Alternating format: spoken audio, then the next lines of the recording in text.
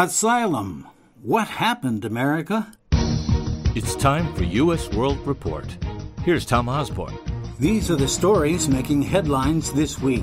2 Russians resembling men Britain accuses of jetting to England to murder a former spy said that they were innocent tourists who had flown to London for fun and visited the city of Salisbury to see its cathedral. Britain says that it's clear the 2 men who appeared on Russian state-funded RT television were agents of Russia's GRU military intelligence who carried out the attack, and their interview an example of Russia's obfuscation and lies. Hurricane Florence, a dangerous Category 2 storm, could stall upon reaching the U.S. mainland and make a slight turn southward once it hits the Carolinas. The storm is expected to be a major flooding event, and authorities are warning about deadly storm surges and possible mudslides. The European Parliament voted on Wednesday to sanction Hungary for flouting EU rules on democracy, civil rights, and occupation in an unprecedented step that left Prime Minister Viktor Orban isolated from powerful allies. Hungary said it would seek legal ways to challenge the 448 to 197 vote it described as petty revenge. A week after his inauguration, President Trump issued an executive order temporarily banning travel from several Muslim-majority countries and holding all refugee admissions. Since then, through procedural changes made largely out of public view, the administration has reshaped the U.S. refugee program, slashing overall admissions and all but halting entry for some of the world's most persecuted people, including Syrians, Iraqis, Iranians, and Somalis. This year, with a record high 68.5 million forcibly displaced people worldwide, the United States is on track to take in about 22,000 refugees, a quarter of the number admitted in 2016, the last year of Barack Obama's presidency, and the fewest in 4 decades. Which brings us to our story of the week.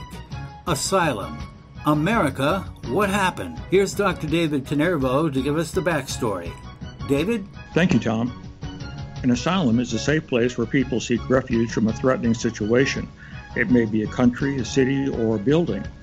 Many colonists came to America in search of freedom from religious persecution in their home countries. They saw the American colonies as places where they could worship safely, away from the constraints in their homeland. The idea of the United States as being an asylum continued through the 1700s and 1800s, as people from around the world sought to come to America to escape hunger, poverty, and hopelessness in search of a safe new life. The plaque on the Statue of Liberty celebrates the openness of our borders to immigrants seeking a new life. U.S. immigration laws specifically allow people to come and stay in this country if they are fleeing a repressive environment that they believe threatens their lives. Some cities have sought to shield immigrants from the American legal system when they come to the United States without formal approval from the Immigration and Customs Service.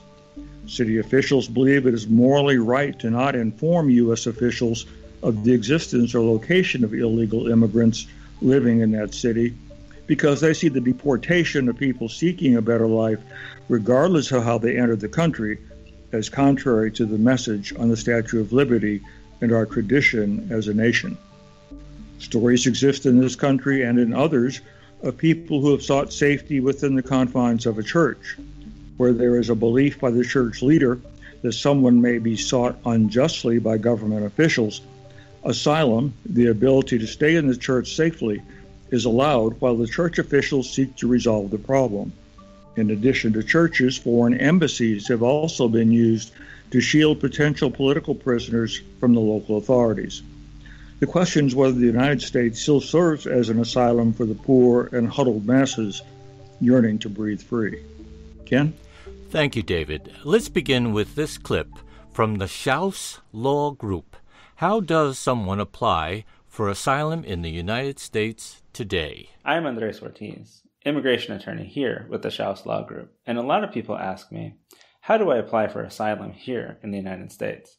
One of the things that's very important to understand is that for a person who's been in the United States unlawfully for more than a year, in many circumstances the person does not qualify for asylum. However, they may qualify for asylum-related applications, such as withholding of removal or relief under the UN Convention Against Torture. Assuming that you are able to file within 1 year of entering the United States, there's 3 elements that you need to prove to be able to apply for asylum.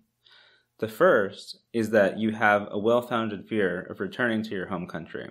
And this well-founded fear can be proven either because you suffered past persecution or that you have a fear of returning in the future because other people who are in similar situations are also suffering harms.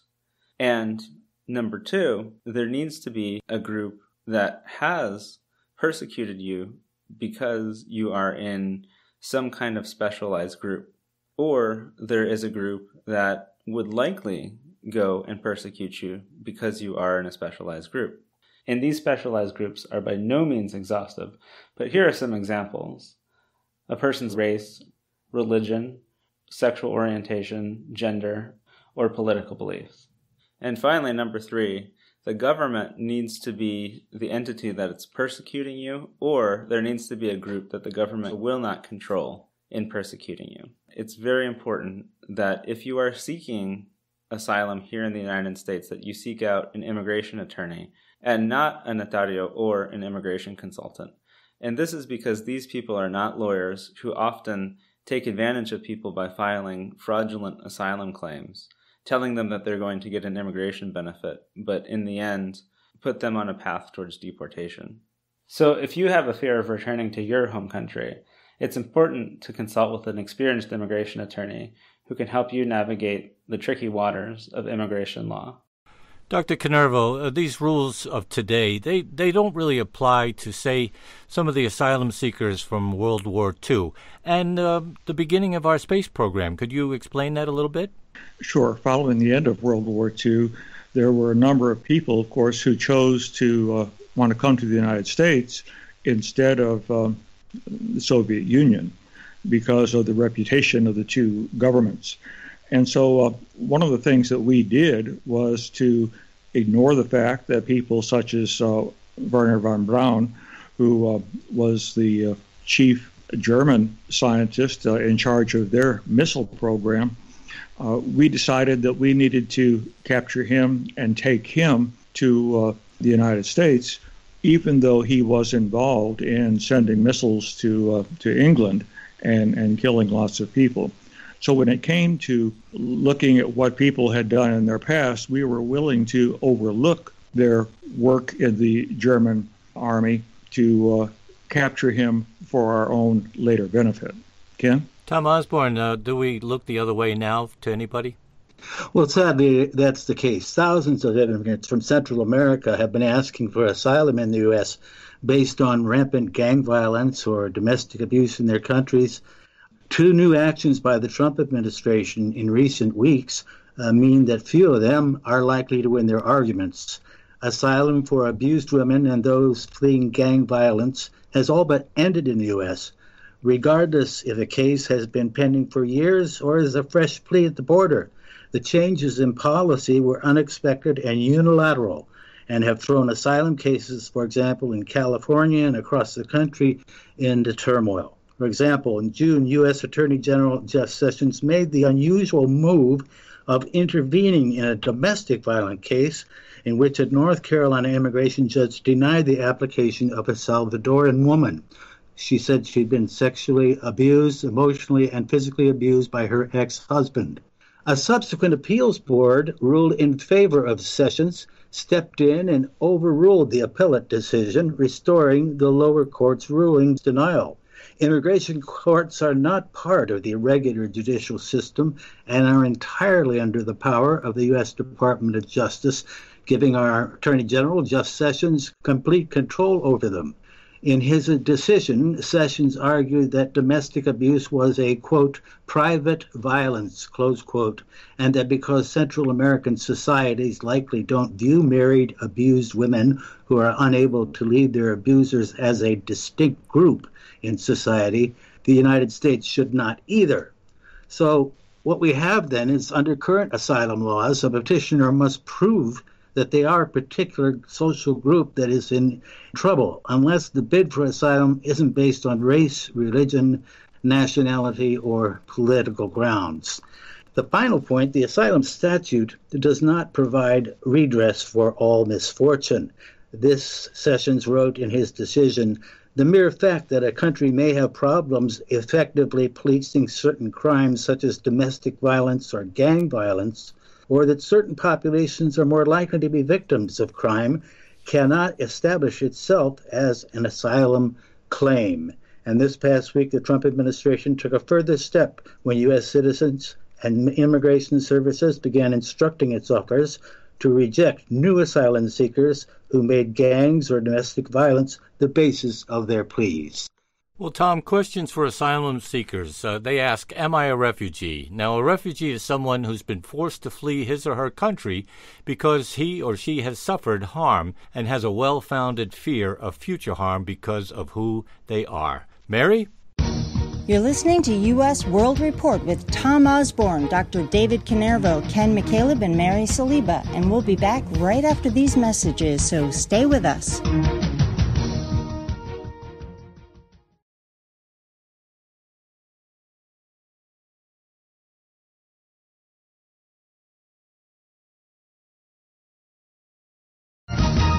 Welcome back to U.S. World Report with Ken McCaleb, Dr. David Canervo, Tom Osborne, and Mary Saliba. Ken? Thank you, Mary.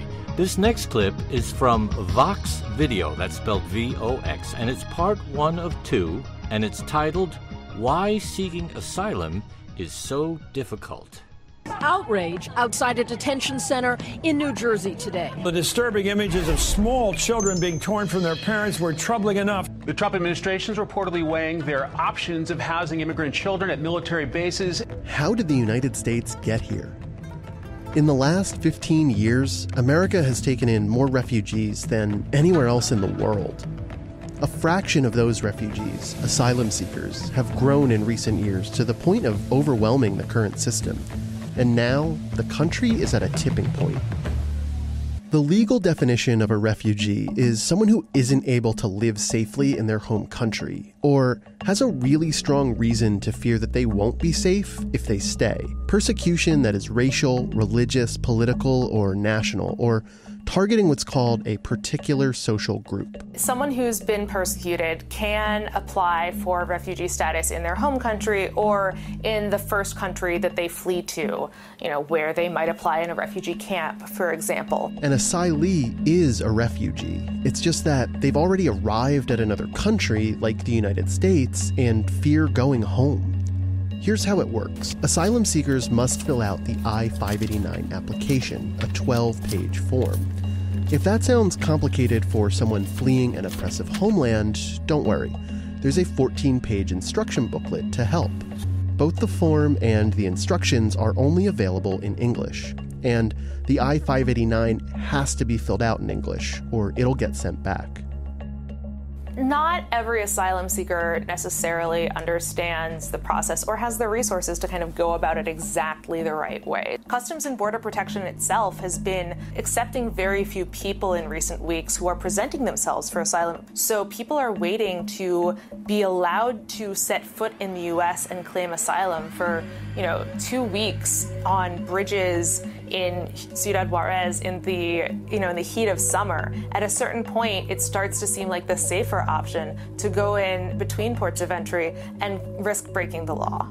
If someone enters the United States without papers, they can't even file an asylum application until they convince the government in person that they're in danger at home. This is called credible fear. They're detained and given at least 48 hours before the credible fear interview, but asylees often must wait much longer. If the fear isn't deemed credible, an asylum seeker can be deported pretty much immediately unless they file an appeal. If that fear is deemed credible or the appeal is successful, they wait for a judge to review their application. Yeah, this is where the process gets very complicated depending on the circumstances of the case. An asylee might have a judge sympathetic to their case or one with a stricter view. They might end up waiting comfortably with family, or they may be held in a detention center.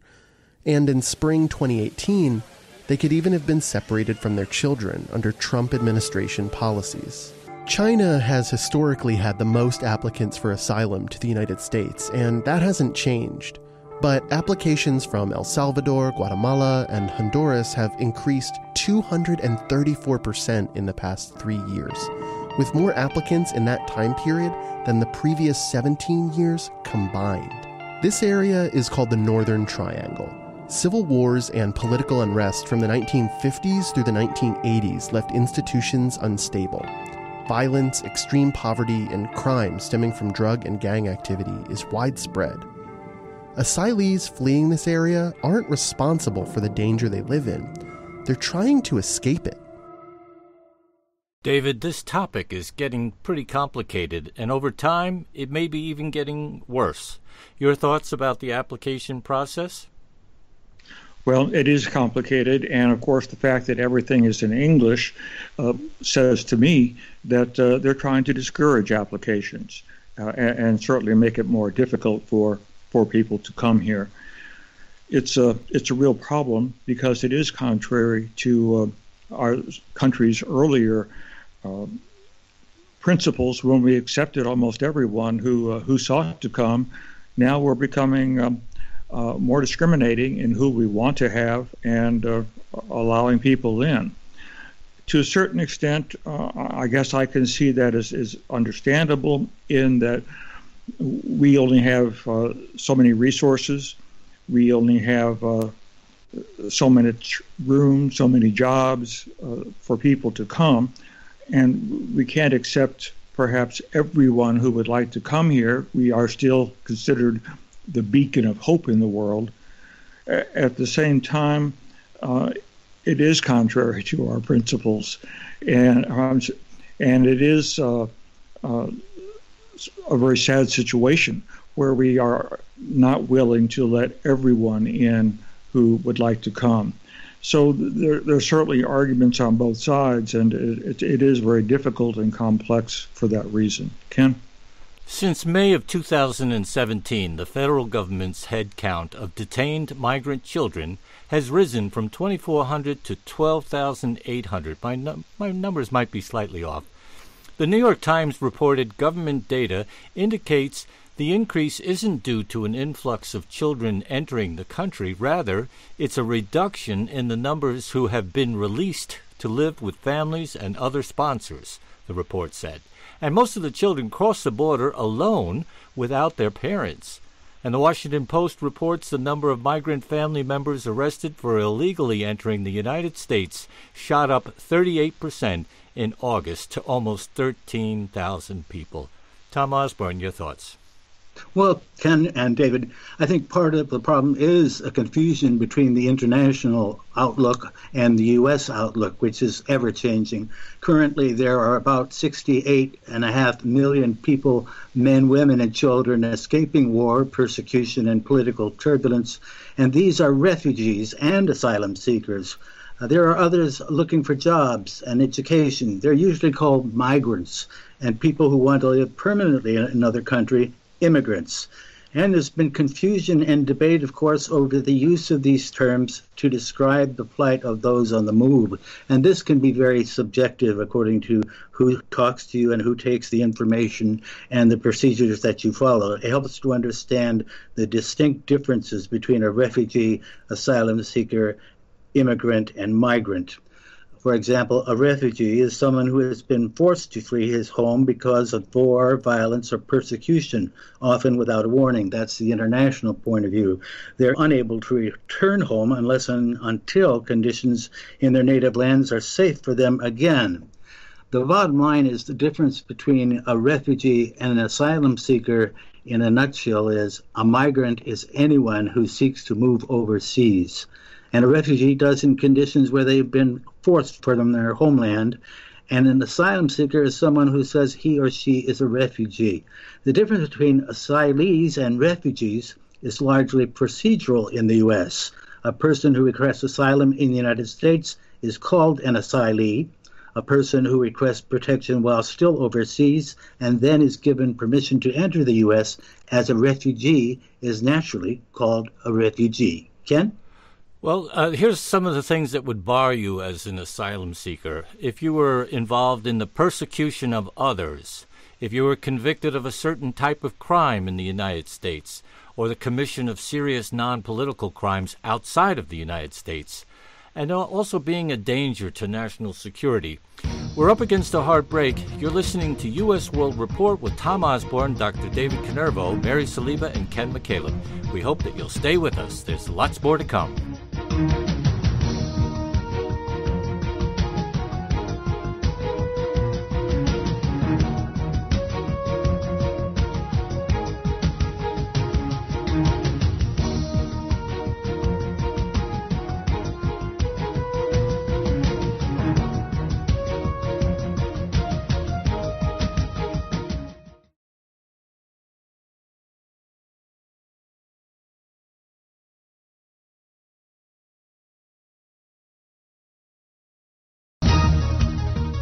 Welcome back to U.S. World Report. I'm David Canervo, along with Tom Osborne, Ken McCaleb, and Mary Saliba.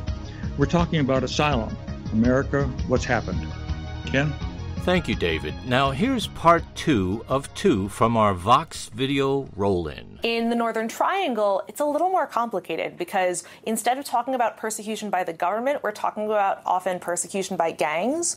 So, whether they qualify for asylum is up for interpretation by immigration judges. And all of this is being debated while the current system is straining just to keep up. The backlog of asylum caseloads has surged since 2012, and immigration attorneys have cited waits as long as 5 years. The Trump administration thinks that the solution here is to make it harder to even pass the initial screening interview. If you think of the asylum system as a multi-stage process, which it is, that starts with, asking for and getting a credible fear interview and ends with finally getting asylum, people are falling off at every stage of that process. Very few people who start by asking for credible fear screenings in the U.S. are ultimately getting their asylum claims approved at the end. They essentially may be deprived of due process in trying to get asylum, and so people who do have legitimate persecution claims are going to get sent back, which theoretically is exactly the outcome that this entire system is set up to prevent. Tom, this group called the Northern Triangle, is it straining the court system? Well, the court system is being strained by the asylum seekers and those refugees from war-torn areas, but the Trump administration has sort of turned the faucet off. Those who back Trump's hardline are happy about the moves and long overdue curbs on an abused as an overburdened system, they say. Attorney General Sessions' recent ruling that I discussed earlier is a victory for those who argue the inclusion of domestic and gang violence victims is beyond the intent of asylum laws and has created a loophole that allows people to make false claims that grant them undeserved entry into the country. As a matter of fact, before 2013, approximately 1 in every 100 arriving immigrants made asylum claims, according to federal statistics. Now about 1 in 10 people crossing the border ask for it. Our laws do not offer protection against instances of violence based on personal private conflict, and that is not on account of a protected ground, but over the years, grounds for qualifying for asylum have greatly expanded far beyond what Congress originally intended, the administration says. Immigration advocates said it's unprecedented for immigration law to be changed in such a one-sided manner, and it represents an overreach of the U.S. Attorney General's power and an attack aimed squarely at women. These measures are aggressive, unfair, and unnecessary, said Maggie Krell, Chief of Counsel for Planned Parenthood California in Sacramento, and a current legal volunteer for parents separated from children at the border. It's dramatic, it's drastic, and it's a death sentence with no due process for traumatized immigrants who are seeking safety in the United States. Ken? Well, here are 2 other bars to asylum here in the United States. The first one being a prior asylum denial, now except in changed circumstances, and I can't imagine what that would be, but maybe, David, you'll be able to fill us in on that. And the other is the filing for asylum more than a year after arriving in the U.S., with limited exceptions, it's important to consult an immigration attorney if you think that you might be barred from qualifying for asylum because one of those two reasons. David, your thoughts? Well, I'm not sure what changed circumstances refers to either, unless they mean changed circumstances in their home country. If, for example, there's a change in government, if somehow there's been a crackdown on gangs which have harassed people and served as the reason for them coming here, perhaps that's what they mean by changed circumstances, something that would make the situation back home more peaceful and allow them to be deported back home. Otherwise, the fact that the immigration process is so complicated and that a lawyer is required in many cases puts the potential immigrant again in a difficult position, because they come here with virtually nothing, certainly not enough money to hire an attorney. And so these attorneys are serving on a pro bono status, so that they are doing it for free for these immigrants. And unfortunately, sometimes what you get for free is not very much. And so in any way you look at it, the immigrant is in a difficult situation under our current status. We are being strained, and we simply force immigrants, I think, to wait too long before decisions made. Ken? You're listening to U.S. World Report with Tom Osborne, Dr. David Canervo, Mary Saliba, and Ken McCaleb. And today we're talking about asylum. America, what happened? So stay with us. We'll be right back.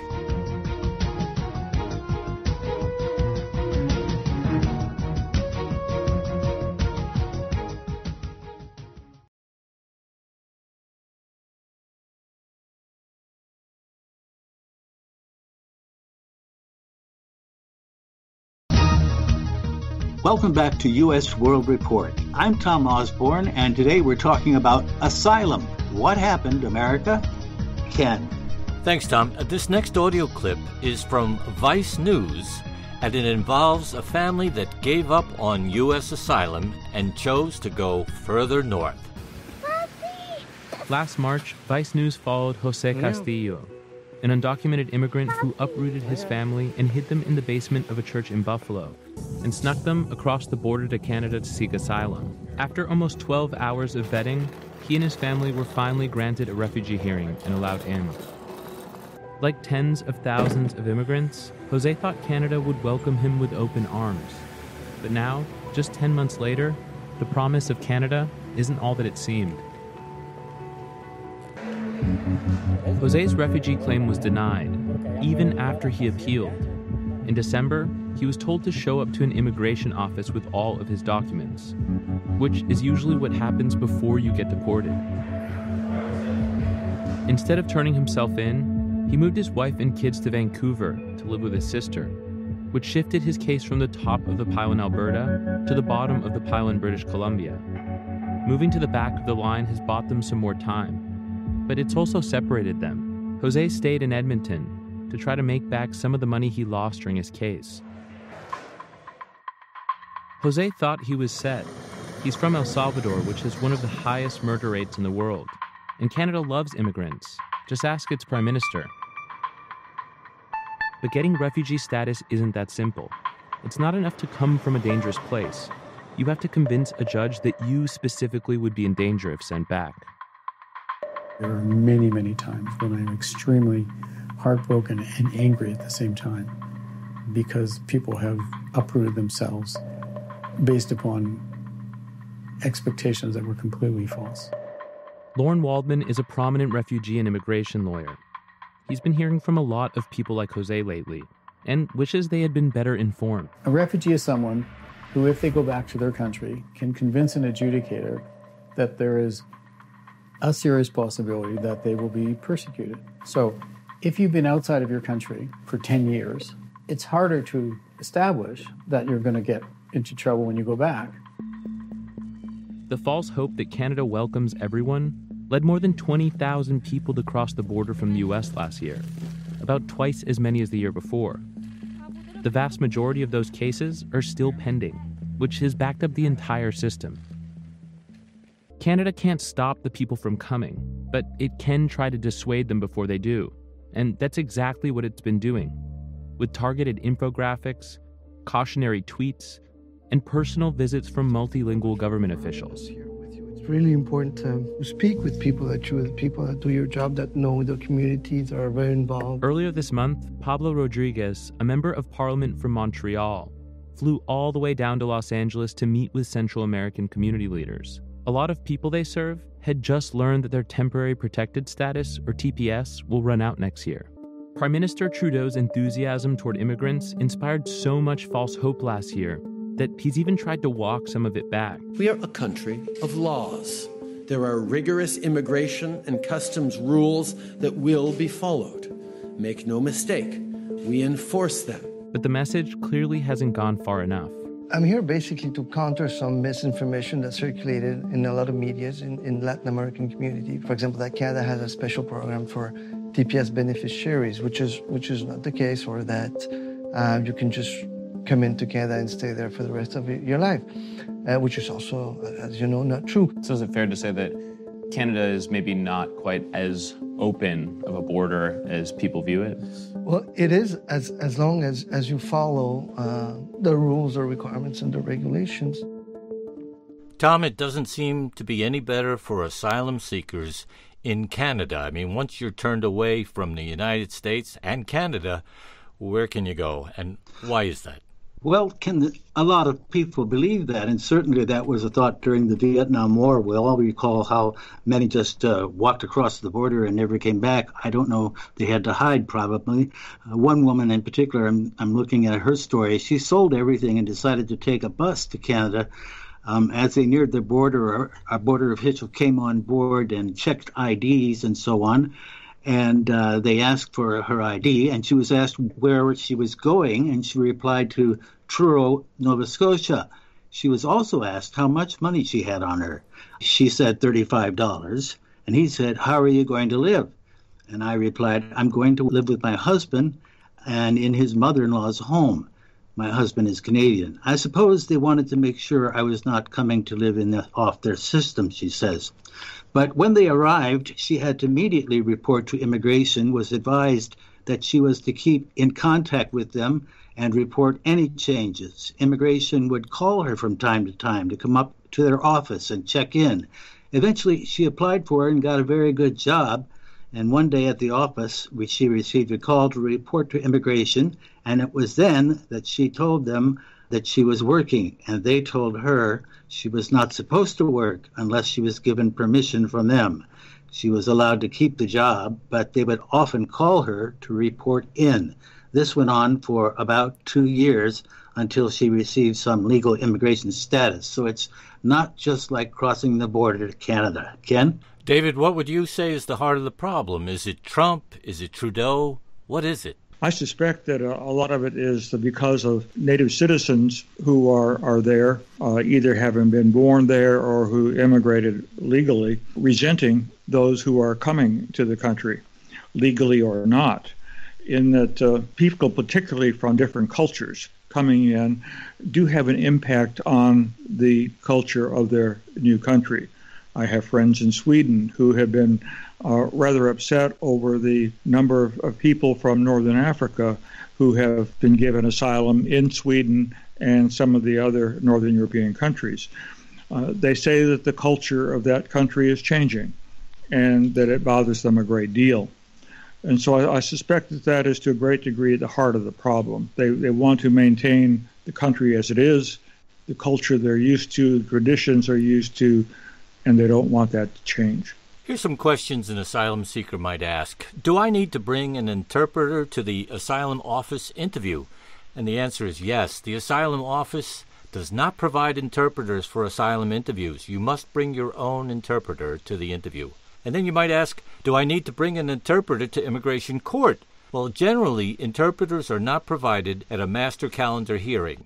And that will be an opportunity, however, to tell the judge if you need an interpreter for the individual hearing. Court-appointed interpreters are provided for individual hearings. You must use the court's interpreter, not your own, during the individual hearing. And the third question might be, do I need to go to my immigration court hearing even if I don't have an attorney? The answer is absolutely yes. We do have to take a short break. When we come back, our staff editorialist, Mary Saliba, will try and wrap things up for us today. So stay with us.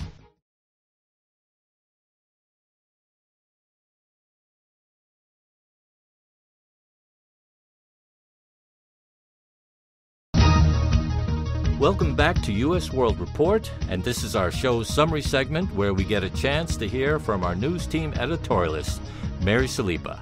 Mary? Thanks, Ken. What is America, and who has a right to be here? We talk about immigration and asylum as though the world is a sketch from the 40s, with good guys, bad guys, and World War II refugees sailing to freedom. But every year, the puzzle of our country's immigration breaks into more complicated pieces. Stories so terrible, it's as though Lady Liberty has welcomed an idea. Real refugees are too tragic. Like the prequel to 1948 immigration, when we said no to Jews fleeing Hitler. Like the Haitians we sent back to their dictator. Like the parents we deported this summer, though we kept their children. Even more confusing, some of Truman's huddled masses were 1,600 German scientists, some of them Nazis, recruited as Operation Paperclip for the Cold War effort and our space program. Politicians employ words like illegals, dehumanizing and discrediting asylum seekers, blurring the edges of human rights abuses under the new zero-tolerance policy. We don't differentiate between refugees, asylum seekers, sanctuary cities, and open borders. Immigration has been blamed and exploited for votes with every campaign. That human beings running for their lives were waiting at the gate, yearning for that chance to breathe free, has been forgotten. Muslim bans and airport chaos, armies dismissing immigrant recruits. We know people come to America to escape danger, but how and why is less clear than how angry we are about the wall. But the day a United States border agent would rip a baby from his mother's arms, force her onto a plane back to the violence she escaped from, and keep her child in a cage following government orders, we entered a national moral and humanitarian crisis that is not done asking us who we are and what we stand for. This has been Mary Saliba for U.S. World Report. Ken? Thanks, Mary. Dr. Canervo, your final thoughts. Well, immigration is a terribly complex problem. It's a difficult one to assess and to deal with because of the empathy that we feel for those who are suffering in other countries. At the same time, we want to maintain our country to its current culture. And so what we do in the future is very difficult. We want to help others, but how far does that go? Tom Osborne, as always, you have the final say. Well, the reality is, Ken and David, through the manipulation of procedural changes made largely out of public view, the administration has reshaped U.S. refugee programs, slashing overall admissions and all but halting entry for some of the world's most persecuted people, including Syrians, Iraqis, Iranians, and Somalis. And with that, we are unfortunately out of time. We value your thoughts and opinions and welcome your visit to our website, usworldreport.org. And please email us at usworldreport@gmail.com. Join us for another edition of U.S. World Report with Mary Saliba, our editorialist, Ken McCaleb, our moderator, Dr. David Canervo, our resident historian and political scientist, and myself, Tom Osborne. Thanks for listening.